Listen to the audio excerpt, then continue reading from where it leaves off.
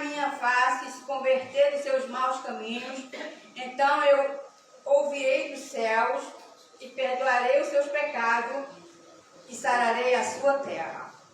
Amém? Hoje eu quero falar sobre o poder do arrependimento. A experiência do arrependimento, que nos leva para ficar mais perto de Deus. E lendo esse texto, eu entendo que aqui Salomão está concluindo a construção do templo. Mas na verdade a palavra templo significa em hebraico palácio. E Salomão não estava construindo apenas um templo, ele estava construindo um palácio. E no dia dessa inauguração do templo, que começa no capítulo 6 de Crônicas, vai até o 7, ele faz a oração, uma oração extensa. E toda a sua oração, Salomão está pedindo o quê? Bênção de Deus sobre Jerusalém e sobre Israel. Quando você for ler Daniel capítulo 6, vai ver que Daniel, quando ele orava diante das janelas, mas as janelas estavam voltadas para Jerusalém. Talvez você não vai entender, mas no dia da inauguração do templo de Salomão,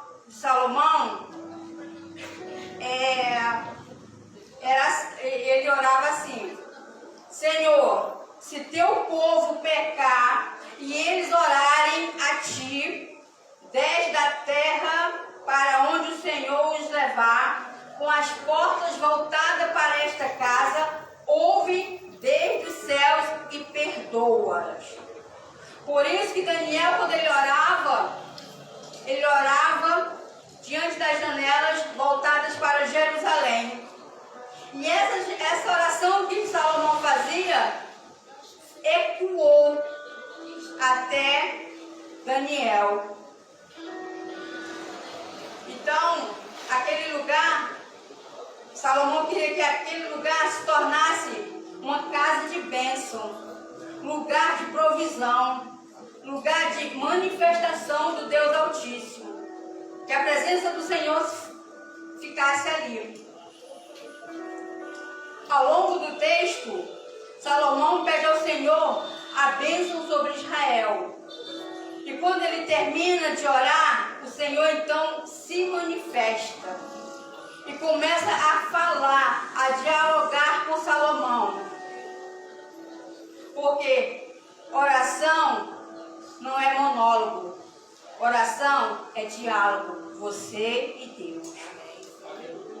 Você fala, Deus ouve e responde.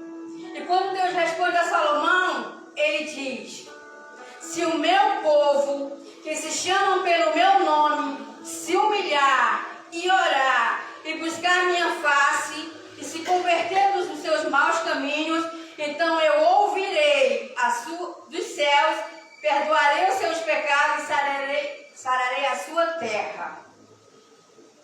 Note que o Senhor fala de arrependimento, de conversão, de perdão, de restauração.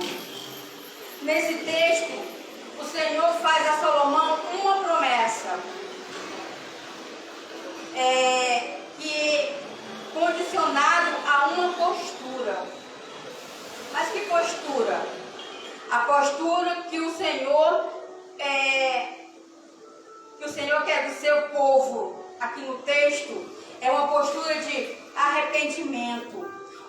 A postura que o Senhor quer de mim, quer de você, é uma postura de arrependimento.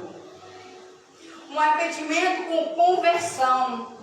Então o Senhor diz: se vocês se arrependerem e se converterem, eu ouço suas orações, eu perdoo os seus pecados, eu saro a sua terra. Na verdade, o conceito de arrependimento, a postura de arrependimento que o homem que um povo toma diante de Deus, toca sim o coração de Deus. Toca sim o coração do Senhor. Mas por que toca? Porque arrependimento, irmãos, no seu sentido literal, significa a volta à presença de Deus. Quando você se arrepende, você se torna mais próximo de Deus. E a santidade significa que eu sinto saudade da comunhão. Eu sinto a necessidade do relacionamento com Deus. E isso toca sim o coração de Deus.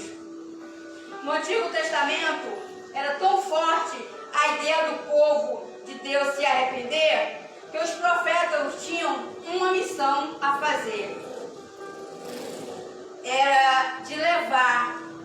O profeta tinha a missão de confrontar o povo dos seus pecados, para que se arrependesse. E a missão de um sacerdote era levar a Deus a confissão do povo arrependido, para que o povo fosse perdoado. O profetismo bíblico é tão carregado de mensagens de arrependimento que podemos encontrar alguns profetas que apelaram para situações extremas, para fazer o povo de Israel entender a necessidade do arrependimento. Exemplos, vamos falar de Isaías. Isaías 20, capítulo 20, versículo 3. Eu marquei aqui para vocês. Diz assim, vai nos mostrar que o profeta Isaías, ele andou 3 anos e meio nu. Mas como assim nu? A expressão nu refere-se que ele não era totalmente nu, apenas as costas. A parte de cima estava nu, né? Despida. Isaías ali estava expondo a sua nudez, a sua vergonha, durante 3 anos e meio, sendo chamado até de maluco, de louco. Mas na verdade, o que ele queria fazer, o que ele queria mostrar para aquele povo? Ele queria mostrar a Judá o que iria acontecer quando viesse o cativeiro. Israel seria exposto à vergonha. Outro profeta que apelou por orientação divina para uma situação muito extrema foi o profeta Ezequiel. Essa daqui, quando eu li, eu falei, Jesus. O profeta, a Bíblia nos mostra que Deus mandou Ezequiel fazer um bolo. Eu não sei se vocês, pastores, irmãos, já leram essa passagem. Eu achei extremamente nojenta, digamos assim. Deus pediu que Ezequiel fizesse um bolo. Deus deu todos os ingredientes para ele, mas acrescentou mais um. Ele pediu que Ezequiel fizesse um bolo de fezes humano. Eu falei, gente, que isso? Mas por quê? Aí, fezes humanos, deu todos os ingredientes. Ezequiel questionou, Jeová, fezes humanos? Aí, Deus falou, tá, não faz de fezes humano, troca, faz de fezes de animais. Não mudou nada, né, irmãos? Continuou a mesma coisa, só mudou o destino delas. Então, o Senhor falou, faz a torta, cozinha em cima das fezes, mas faz. Mas para que esse pedido? Então, assim, dessa maneira, o que Deus queria mostrar para Ezequiel? Ele queria expressar, ajudar a necessidade, mais uma vez, do arrependimento, da conversão, da humilhação. Tudo que Deus pede para nós, para mim, para você, tem um propósito. Mesmo que seja esquisito como essa passagem, mas tem um propósito. Tudo que Deus nos pede, não devemos questionar, mas sim aceitar. Porque lá na frente nós vamos entender o propósito que Deus tem na nossa vida. Para que Ele nos pediu algo. Então, é muito sério esse tema da Bíblia sobre o arrependimento. É tão sério como é importante e interessante observar que quando nós chegamos no Novo Testamento, já começamos com uma mensagem de arrependimento. A pregação de João Batista. Os irmãos também já devem ter lido a pregação de João Batista. Que tinha uma só palavra. Metanoia. Que significa arrependimento, mudança de natureza. Uma mudança completa de vida, de comportamento. E isso é o verdadeiro arrependimento. É quando alguém chega, né? Alguém chega para João Batista, para bajular, para falar com ele, exaltar ele, e ele fala: raça de víboras, quem vos ensinou a fugir da ira futura? Quando Jesus começa a pregar, a sua mensagem também é de arrependimento. Parece arrebatamento, né, pastora? Mas é arrependimento. Arrebatamento é só para mais depois. Então, também é que diz, na mensagem de Jesus diz, Mateus 4,17 diz: arrependei-vos, porque é chegado o reino de Deus. Que nós venhamos nos arrepender cada dia que nós acordarmos, levantarmos, fazermos algo, nós venhamos nos arrepender, porque é chegada o reino de Deus. Também Pedro diz em Atos 3,19: arrependei-vos e convertei-vos, para que venha um tempo de refrigério.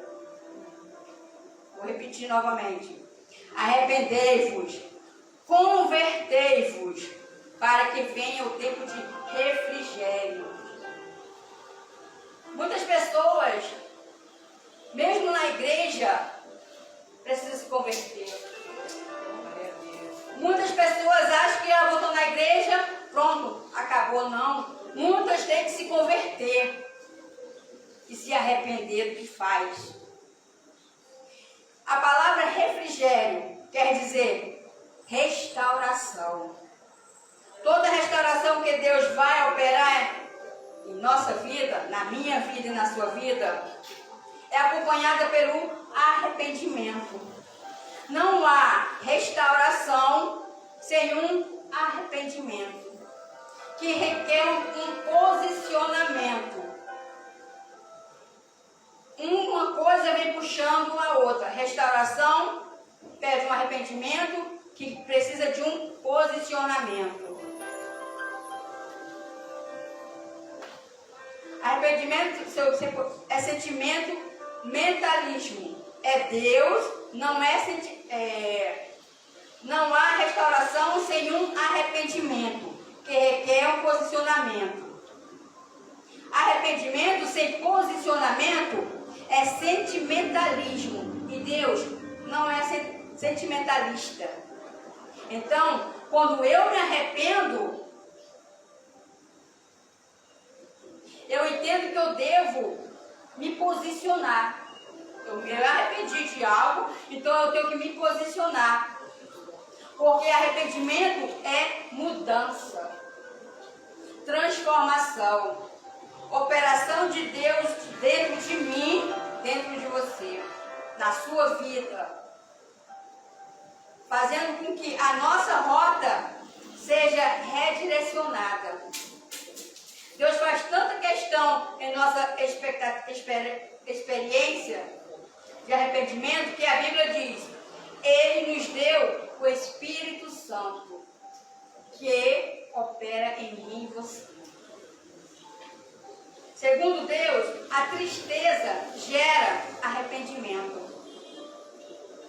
Quando você faz algo que entristece a Deus, quando você peca, peca, quando você faz algo que não devia, gera uma tristeza dentro de você, há alguma coisa incomoda dentro de você.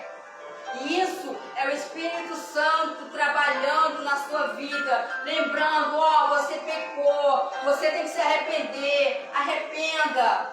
Você tem que ter arrependimento e tomar posição. Não quero, não vou fazer mais. Me arrependi, não quero mais pecar. E assim pedir perdão ao Senhor, porque o Senhor nos perdoa. Por mais que nós pecamos, o Senhor nos perdoa. Então, o Espírito Santo gera em nós essa tristeza. E segundo Deus, essa tristeza é para que eu e para você não permanecemos no mesmo estado que nos encontramos.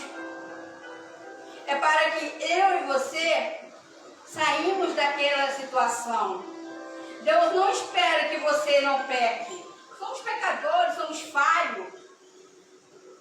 Porque Ele sabe que nossa natureza é pecaminosa, é decaída. Mas Deus espera de mim, Ele espera de você, que nós nos tornamos mais cativeiro de nenhuma situação pecaminosa. Em 1 João 2,1, diz... 1 João 2,1 diz: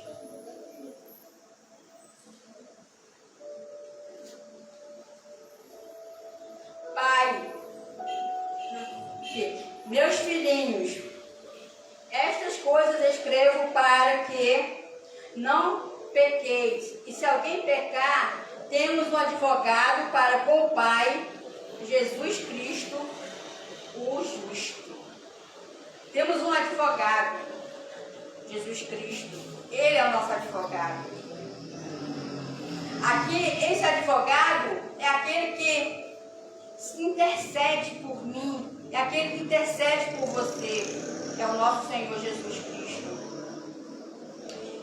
Em Apocalipse 12, 9, 10, diz: já está preso o acusador de nossas almas, o qual os acusavam de dia e de noite diante de Deus. Mas eles o venceram pelo sangue do Cordeiro. As pessoas podem nos julgar, nos criticar, nos apontar, mas nós temos um advogado e ele é justo. Ele cuida das nossas coisas, das nossas... quando alguém nos acusa, Deus está vendo, e o Senhor e Jesus também. E Ele vai ver aquela causa por mim, por você. Ele é justo. Não pense que aquela pessoa que te acusou, te apontou, não vai ter o que ela merece. Vai sim, Deus cobra no momento certo, na hora certa. Não devemos fazer nada. Muitas das vezes dá vontade sim, porque somos carne, né? Mas devemos entregar nas mãos do Senhor, porque Ele sabe o que faz. Sabe fazer melhor do que eu, do que você. Então, é pela palavra do meu testemunho, é pela palavra do seu testemunho, que agora que gera o arrependimento na minha vida. Eu tenho que saber que arrependimento, ele gera transformação. Quando o arrependimento é genuíno, alguma coisa tem que mudar dentro de nós. Tem que mudar na sua vida, tem que mudar na minha vida. Se eu me arrependi, tem que haver mudança. Se você se arrependeu de algo, tem que haver mudança sim. Mudança de natureza. Que aquela situação que me escravizava, te escravizava, não escravize mais. O arrependimento anula o poder do pecado sobre a minha vida e sobre a tua vida. Em Isaías 6:1 diz que ele viu serafins, que significa ardente, aquele que está em serafins, 2 cobriam o rosto. É reverência ao poderoso, é referência a Deus. 2 cobria as asas, cobriam seus pés. Era reverência à missão da igreja. E 2 cobriam, e 2 voavam. Era a pressa de cumprir a vontade de Deus. E diziam: Santo, Santo, Santo é o Senhor dos exércitos. Toda a terra está cheia da sua glória. Amém? Isaías diz: quando eu vi, eu gritei, eu bradei dos meus lábios: ai de mim, que vou perecendo, porque sou um homem de lábios impuros e habito no meio de um povo de impuros lábios. E meus olhos viram o Rei, o Senhor dos exércitos. Isaías diz também que quando gritou, um serafim voou, foi até o altar e pegou uma brasa e veio ao seu encontro e tocou em seus lábios e disse: eis que teu pecado é perdoado e tua iniquidade é tirada, é removida. E só então Isaías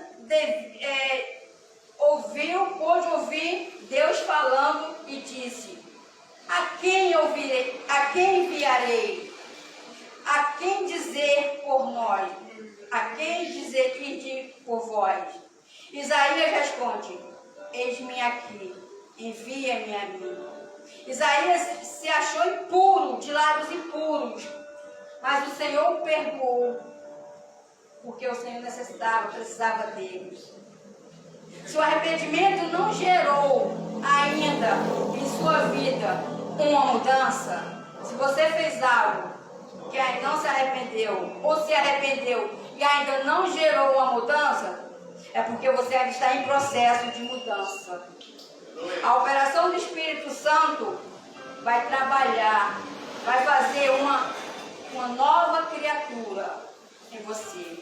Ele nos leva a uma experiência de transformação. E em segundo lugar, eu tenho que saber que o arrependimento anula uma sentença,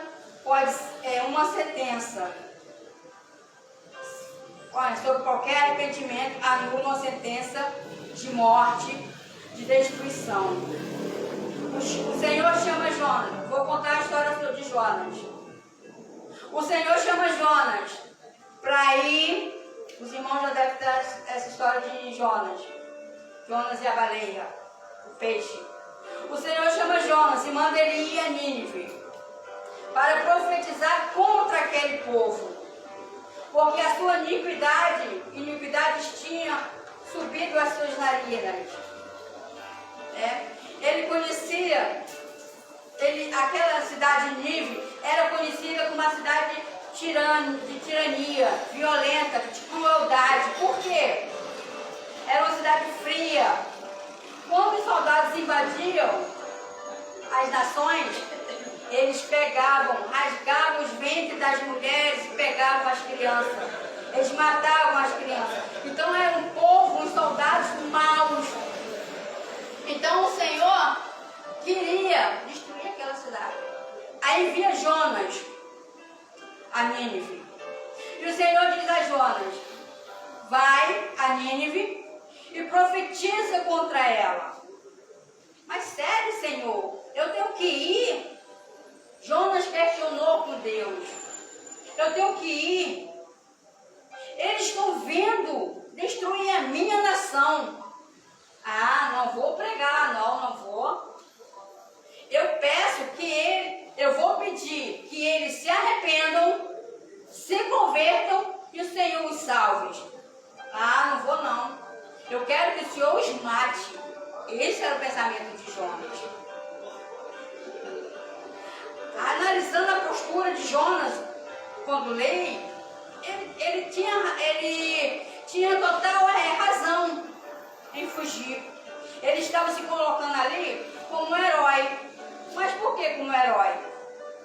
Porque ele diz: eu perco a minha vida, a minha salvação, mas eu salvo a minha pátria. Só que Deus pensa diferente. Os pensamentos de Deus não é igual ao meu, não é igual ao seu. É totalmente diferente. Deus queria que os ninivitas o conhecessem. Então Jonas vai, compra sua passagem, entra no navio e vai com eles. Depois de um dia viajando, Deus olha para Jonas, porque Jonas não foi para mim, né? Ele fugiu, ele foi para outra cidade. Então Deus viu que ele não estava indo para o lugar onde ele foi mandado. Aí Deus fala: Jonas, está mudando de rota. Meu mapa você não está indo para onde eu te mandei. Desobedeceu o meu GPS. Vou ter que reprogramar a sua viagem. E a Bíblia diz que o Senhor segurou o vento em sua mão, no seu punho, e quando ele abriu a mão, o vento soprou. E o navio começou a se despedaçar. Olha só o que acontece quando eu e você fazemos algo que não fazemos o que Deus nos pede. Deus nos manda fazer algo e nós não fazemos. Nós fazemos totalmente ao contrário. Olha o que aconteceu. O navio começou a se despedaçar devido ao vento. Então começaram a pegar tudo que tinha no barco, começaram a jogar fora, começaram a jogar no mar. Jogaram tudo que tinha no navio. De repente desceram para o porto, pro porão. E quem eles encontram lá? Dormindo. Beleza, dormindo. O mar raivoso, tudo se destruindo. E quem estava lá dormindo? Jonas. Nem aí o que estava acontecendo. Aí os marinheiros falaram: quem é você? Aí ele levantou, né? Falou: ó, acorda, o mar está revoso, nós vamos morrer, nós vamos perecer. Você está dormindo, vamos todos morrer.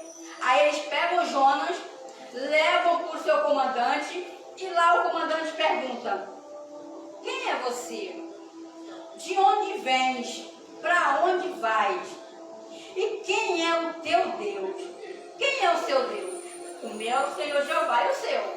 Você sabe quem é o seu Deus? Você sabe quem é o seu Deus?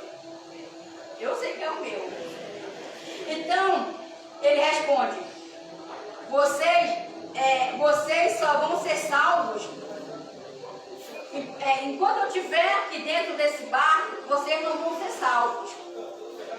Aí, mas por quê? Quem é você? Aí Jonas reconhece: eu sou um fugitivo. Eu sou um fugitivo de Deus de Israel.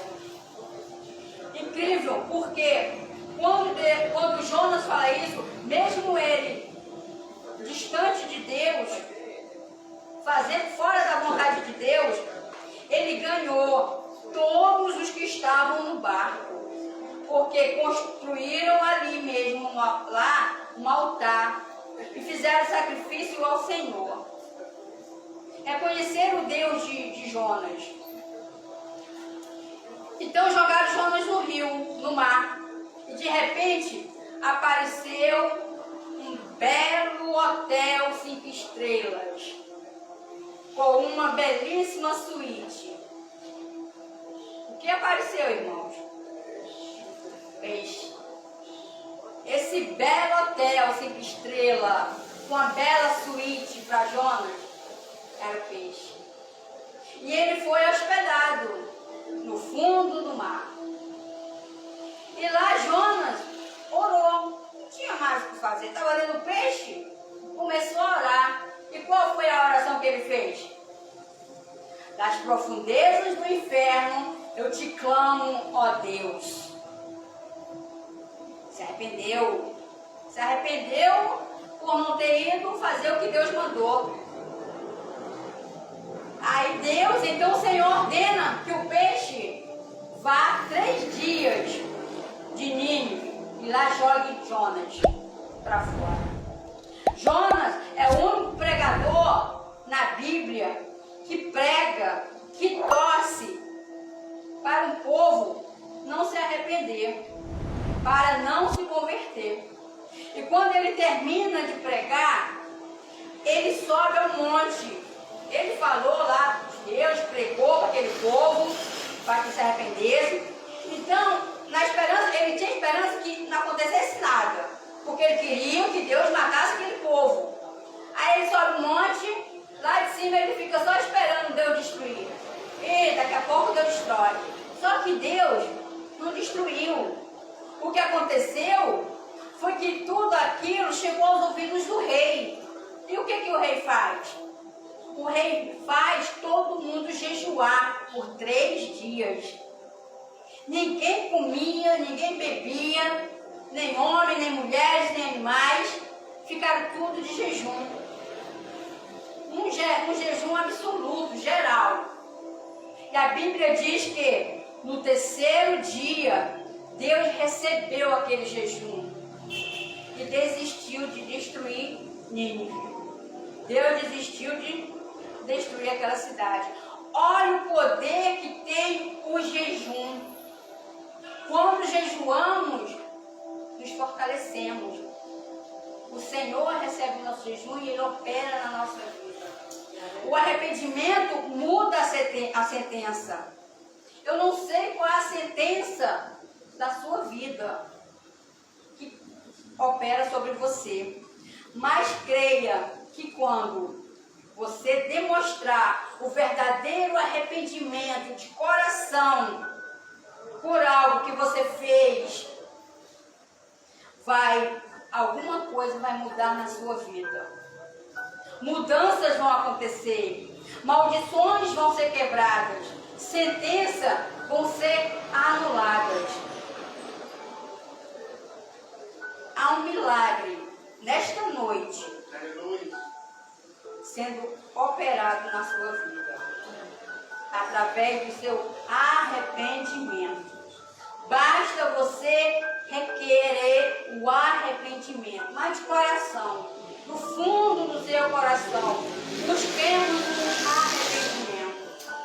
Agora, partindo já para o final, o 3º lugar, eu tenho que saber que o arrependimento, ele cria uma nova oportunidade. Quando você se arrepende, cria uma nova oportunidade na sua vida. Davi, vou falar agora de Davi. Essa história é boa.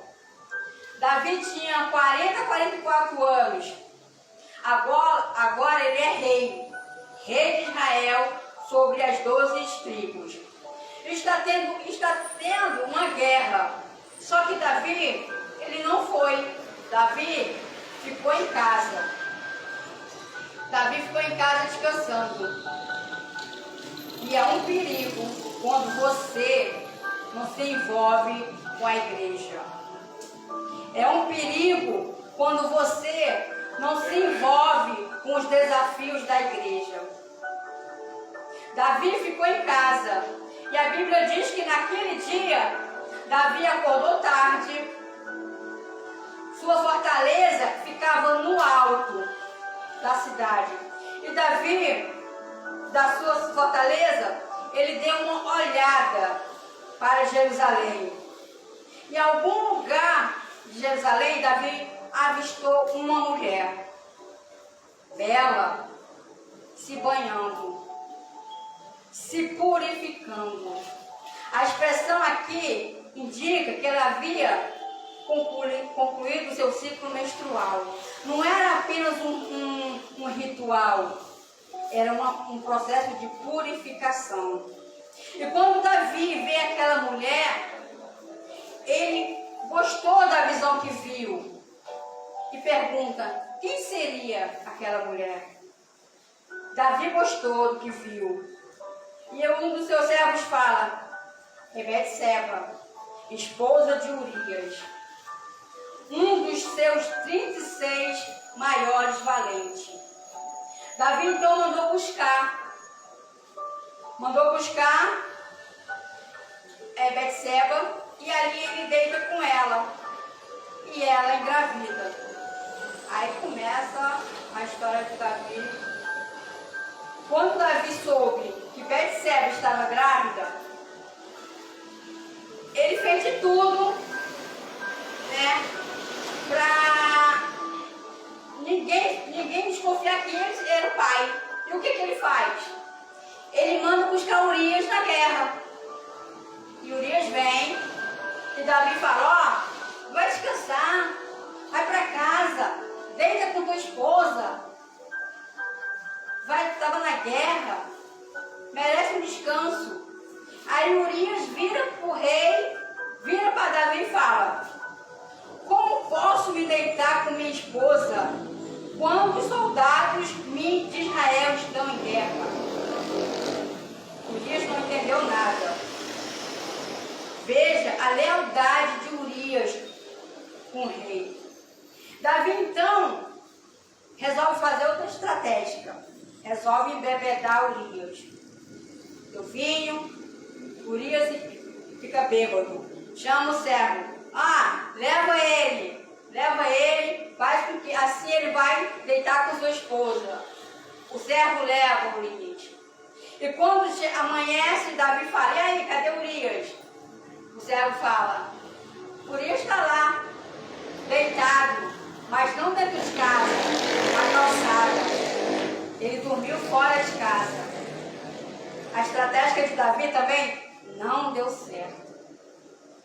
Então, alguém responde: ele dormiu bêbado. Então Davi chama Urias e pergunta: por que você não foi para casa? Por que você não foi deitar com sua esposa, com sua mulher?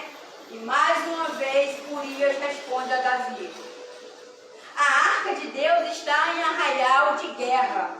Como pode a arca de meu Senhor estar em guerra e eu me deitar com minha mulher? Ali, ele demonstrou, Urias demonstrou lealdade ao rei. Agora, Urias está demonstrando sua lealdade a Deus. Mudou de nível. Davi, então, apela, né? Resolve fazer uma carta. Faz uma carta e manda Urias levar a Joabe, pedindo para que colocasse Urias de frente para a guerra.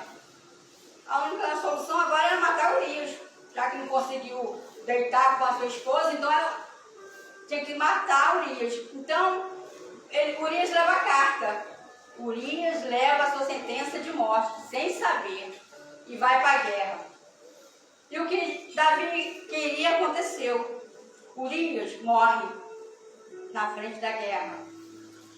E Davi chora a morte de Urias. E pega a viúva e vai morar com ela.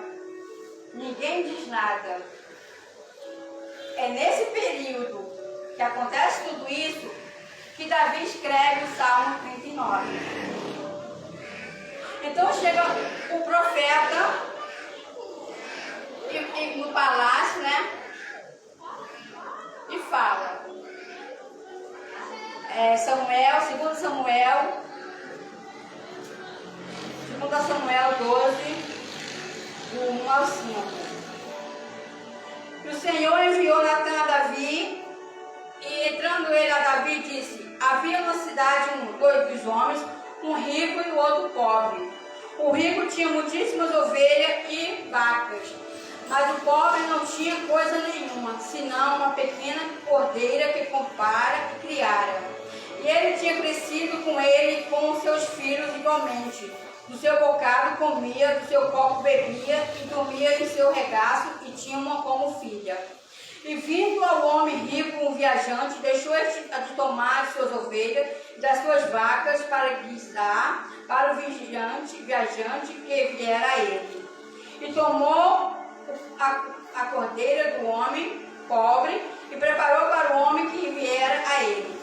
Então o furor de Davi se acendeu em grande maneira contra aquele homem e disse a Natã: vive o Senhor, que é digno de morte, é o homem que fez isso. Só que Natã virou para o rei, virou para Davi e falou: tu és este homem. E quando Natã falou isso para Davi, ele falou ainda: como podes? O Senhor te entregou o reinado de Saul, te deu várias mulheres, você poderia ter várias mulheres que quisesse, mas você foi escolher a mulher de Urias, você matar-te por Urias, e ainda tomaste sua mulher. E quando ele falou isso, Davi se prostrou e disse: pequei contra o meu Senhor. E o profeta diz: o teu pecado já está perdoado, mas a espada do Senhor vai visitar tua casa. Então, a criança que Betseba teve, ficou doente. Então Davi se desesperou, fez jejum. Davi não comia, Davi não bebia, Davi não fazia festa, Davi não ouvia música. Só que a palavra de Deus se cumpre, tanto na minha vida como na sua vida. Se Deus fala, Ele cumpre. Então a criança morreu. E Davi chega e fala, comunica ao Davi que seu filho morreu, ele fala: prepara uma mesa, prepara o meu banho, prepara comida para mim, porque eu vou comer, eu vou beber, e eu quero uma festa, eu quero música. E alguém fala: como é que pode? Quando o menino estava morrendo, quando o menino estava doente, você fez jejum, não podia fazer nada, e agora que ele morreu, você inverte as coisas, você quer fazer tudo ao contrário, tudo que não devia. E ele fala: assim quis o Senhor. Davi retoma sua vida. Depois que seu filho morre, Davi retoma sua vida. Vai fazer as suas coisas.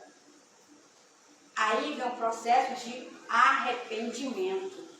Agora sim, Davi, depois que se arrependeu, teve aquele arrependimento sim, de verdade do coração, Davi se casa com Betseba. O arrependimento gerou uma nova oportunidade. Se você se arrepender de qualquer coisa, pode ter certeza que vai haver oportunidade na sua vida. Então, ela engravida novamente e gera um filho. E esse será o nome de Salomão. O filho, aquele filho que foi gerado no pecado, ele morreu. Mas esse filho que foi gerado no arrependimento se tornou o sucessor de Davi. Porque arrependimento, irmãos, gera uma nova vida, gera uma nova oportunidade. Amém? Que Deus possa gerar na sua vida uma nova oportunidade, um novo caminho, porque não é o fim. Deus cria situações para você, para te alcançar e experimentar o arrependimento. Porque não há um novo caminho, porque há um novo caminho sendo gerado. Amém? Amém. Peça ao Senhor uma nova oportunidade, porque toda acusação, todo julgamento que fizeram contra você, Deus anula nesta noite. Amém? Assim eu agradeço a minha oportunidade.